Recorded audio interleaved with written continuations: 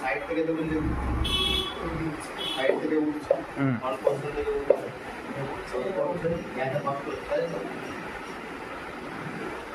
ওগুলো দিয়ে কোনো ব্যথা এরকম হয় কি আরে না তো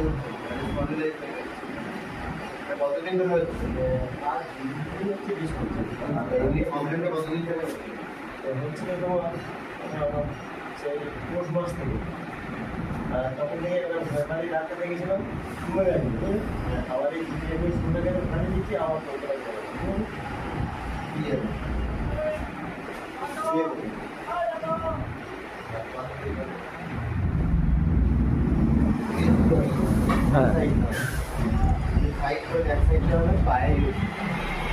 ঠিক আছে, আজকের এই ট্রিটমেন্ট হবে, আজকের এই দেখবেন অনেকটা ক্লিয়ার হয়ে গেছে।